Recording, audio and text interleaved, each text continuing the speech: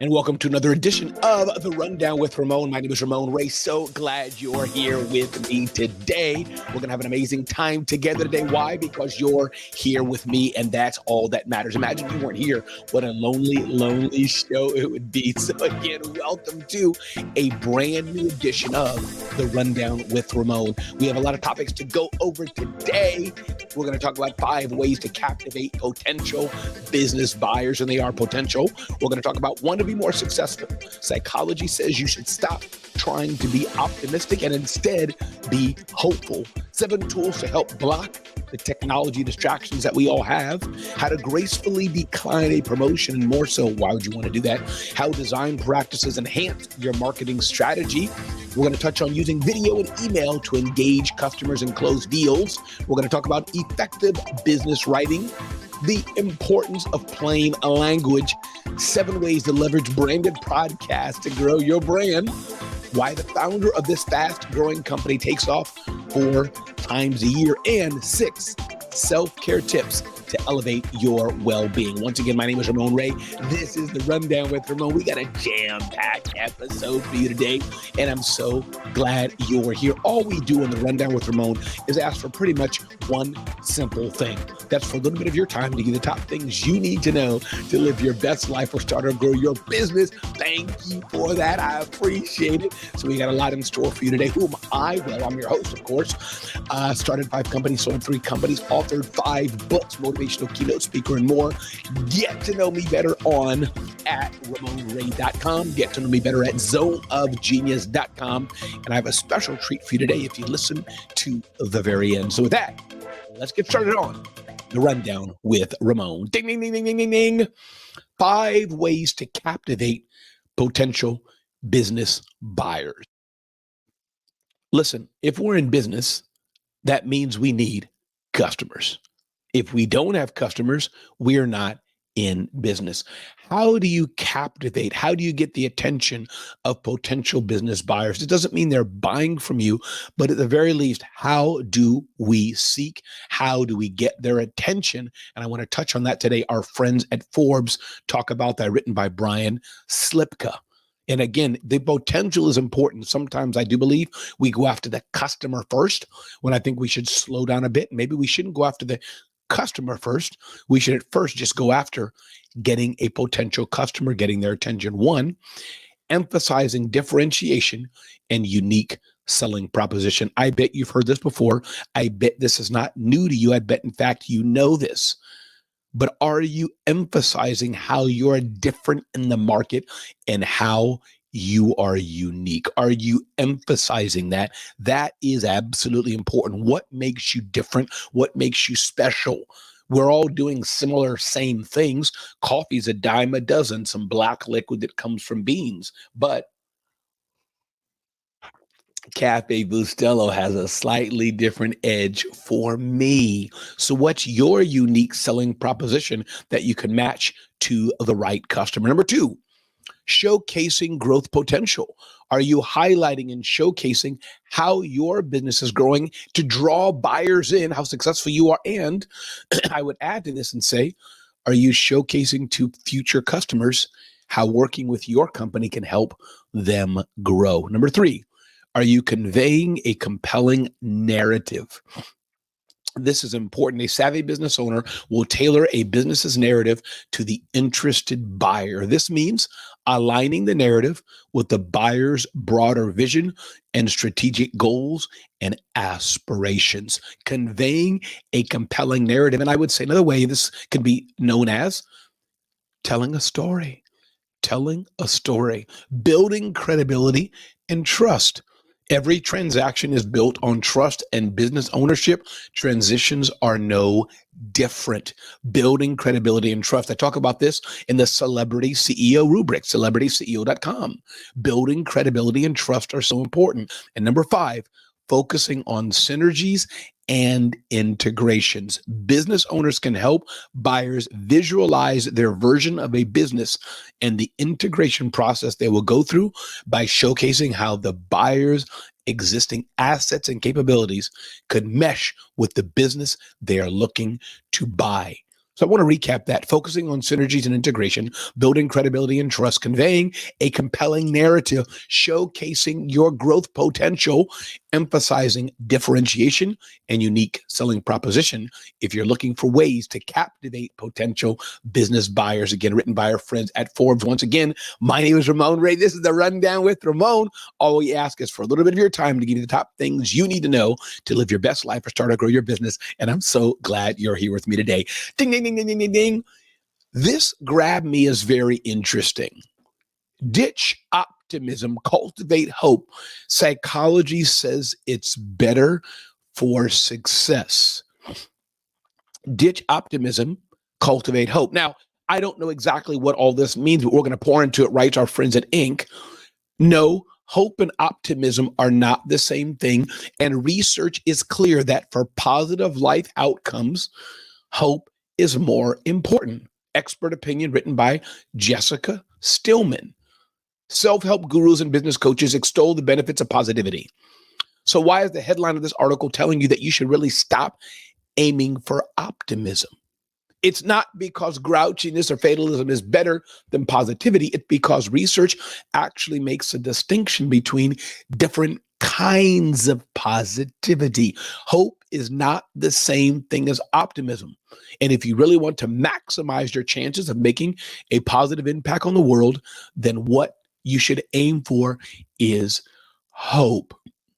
Interesting. I mean, this is way deeper than I can even imagine. I don't know if I can even unpack all this in this little article here, but the difference between hope and optimism. Let's go on here. In most everyday situations, people use hope and optimism interchangeably. If your kid tells you they're hopeful about the results of their big exam, or if they're saying they're optimistic, you're probably happy either way. But psychologists have two words actually have subtle different meanings. So when psychologists want to measure optimism, they ask people questions like, in uncertain times, I usually expect the best, and see how strongly they agree with them. Optimistic people believe that somehow things will probably turn out okay. Optimism can rely on a sense of luck over action. Interesting. Hope, on the other hand, is often defined in psychological research as having strong will to succeed and plans to reach a goal. Wow, that's new to me. I didn't even realize the subtle difference. Optimism is kind of hoping luck comes through. Use the word hope there again. Hope is a plan of action that you're taking, which lends to you thinking the way you're thinking. Wow, that is powerful. So now I understand why they're saying, hey, maybe focus a bit less on being optimistic, which is focused on the luck of the draw, focused on how it comes your way, and more so you focusing. I'm talking to you and talking to myself, us focusing on being more hopeful. Ditch optimism, cultivate hope. Psychology says it's better for success. Again, welcome to the Rundown with Ramon. I'm Ramon Ray, and I'm so glad you're here with me today. All we ask for is a bit of your time to give you the top things you need to know to live your best life or start or grow your business. Ding, ding, ding, ding, ding, ding, ding. 7 tools to help block tech distractions. Interesting. We're all distracted in one way or another by something, and here's some tools you can use to block distractions. One, have you thought about pausing your email? Inbox pause from Boomerang temporarily halts the flow of new messages. $15 a month for that. Raise the cost of breaking your commitment. Stick lets you pick a goal and create your own commitment contract. You commit to paying money to a charity or person of your choice if you fail to follow through on your resolution. Also, BeMinder is very similar. So raise the cost of what happens when you break your commitment. I like that. Diagnose your email addiction. Email Meter analyzes your inbox and tells you how many emails a day you send and receive. Like a calorie meter or step tracker, it gives you a picture of a reality you may not have quantified. Diagnose the email distraction or addiction that you may have. Pricing for this is $19 a month. Meet a virtual accountability partner. Focus Mate pairs you with an accountability partner. You pick a time on the site's calendar when you want to get work done. You're paired with a real person far away who also wants to stay focused at the appointed time you log in. Focus Mate helps you focus and gives you kind of an accountability partner to help you along life's journey. Join a productivity gym, Ultra Working, $49 a month, and Cave Day, $40 a month, offers a productivity gym service. Who would have known a productivity gym service? I like that. Replicate the sound of a cafe or colleagues. Some of you don't like the sound of silence. I do. I don't listen to music. I can work solo in my office for ages, taking small breaks to watch this or that, go give my wife a hug or a kiss, whatever. Rainy cafe, noisily, sounds of colleagues. All of these are free along with other music tools. Put a relaxing work setting on your second monitor. Life at Work lets you put a gorgeous setting on your laptop, put a forest on your external monitor or a sleeping cat. I may try that. Life at lets you put a better image on a secondary monitor. Interesting. Get a soothing feeling as you're working. Again, everybody, my name is Ramon Ray. I hope you're enjoying the Rundown with Ramon. Let's keep moving forward. Ding, ding, ding, ding, ding, ding, ding. How to gracefully decline a promotion. I wasn't sure why anyone even want to decline a promotion, but I declined a promotion before. I used to work at Keep, online marketing CRM company, and they were saying, Ramon, do you want to be management? Do you want to move up the ranks? I said, no. You know why? Because I was management. If I was, that means I'd have to manage people. If I was management, I couldn't be in the field. If I was management, I couldn't be on stage speaking as much. So I declined the promotion. So there are many reasons why you may want to decline a promotion. Maybe it's more money, but being promoted means you're doing something you don't love. Maybe it's more money, but that means you'll be a lot busier and having time away from your family. Maybe it's more money, but all the things. So there are reasons to decline a promotion, but how you decline the promotion, so maybe there's opportunities for the future, can be important. So how do you gracefully decline a promotion, writes our friends at Harvard Business Review. Here's what the experts say. Getting offered a promotion is a big deal. It's both a testament to your hard work as well as a clear indication that your employer values your skills and dedication. The assumption is that you'll readily accept the opportunity. But when you don't, you create a weird situation by revealing a disconnect. The other person might feel dissed.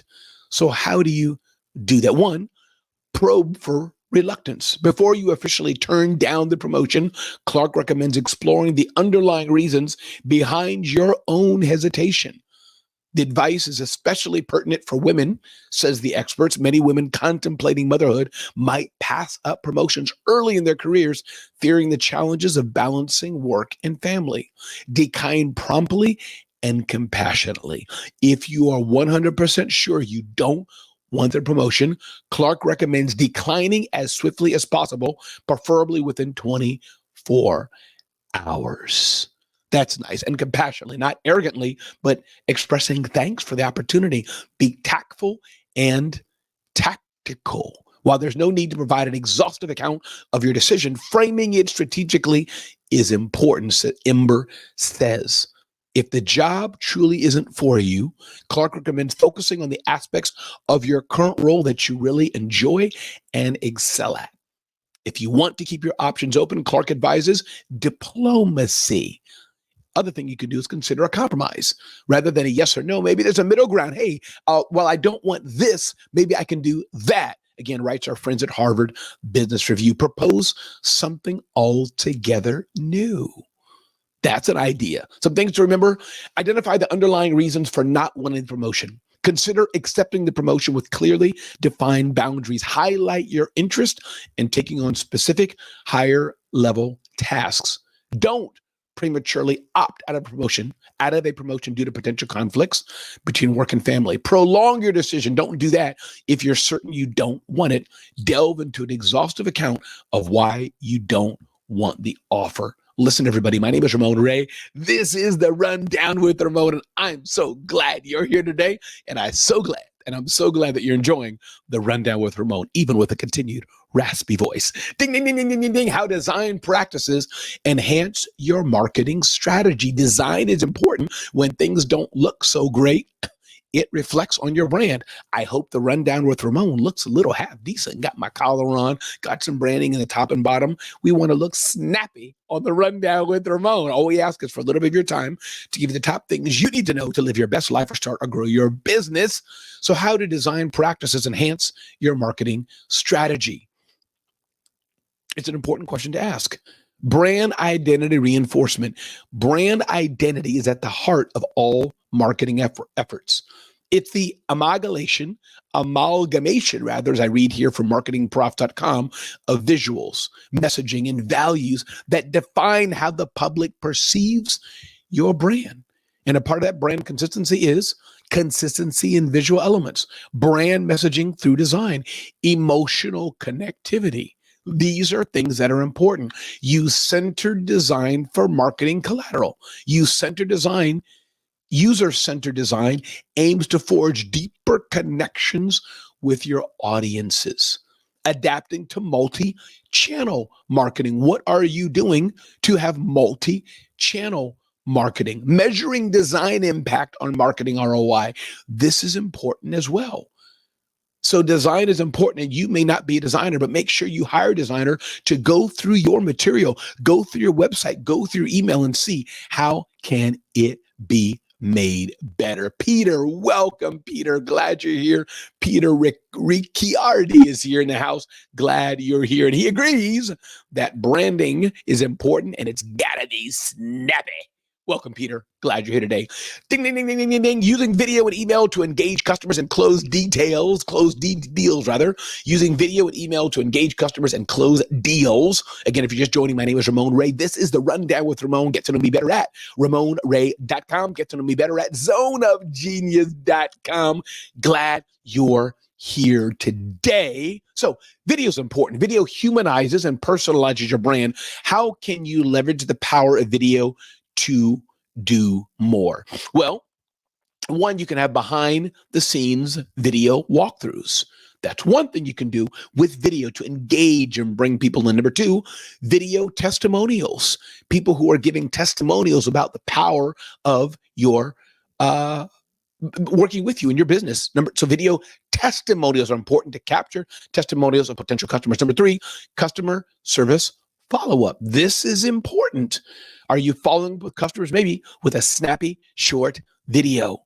Video software options, a number of video you can use to do short video. Loom, Vimeo are two that are here. And there's so many other ways you can do video, even on your local regular computer desktop, or of course with your phone. Now, how do you email video and email campaigns? Of course, you can't email the full video in it. You're emailing a GIF is what they do, usually a GIF that has like a little image of you doing something.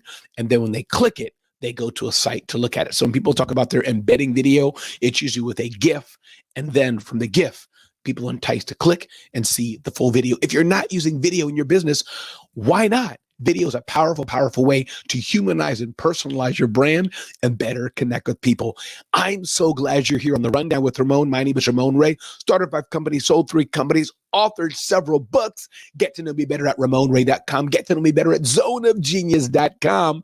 And I'm glad you're here today.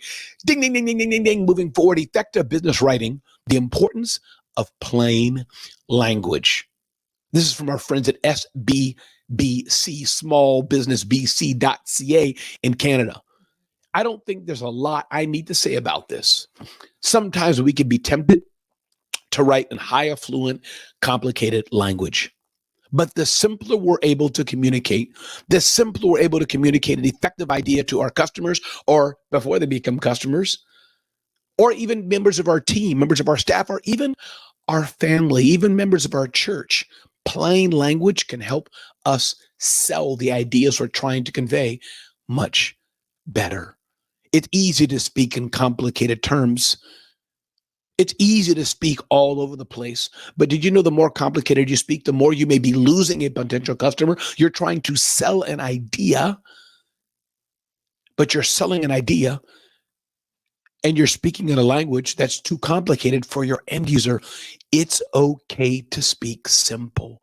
The best ideas are often contained in the simplest language. Using acronyms that people don't understand. It's too complicated. Using long sentences that people don't understand. Are distracting. It's too complicated. Not telling a story, making a story connection. We do things like this because of this. For example, that's the best way to connect people to what you're trying to do. Give them an idea, engage them in, embrace them in what you're trying to do. This is how you convey and get things done, by using plain language. Plain language doesn't mean simplistic.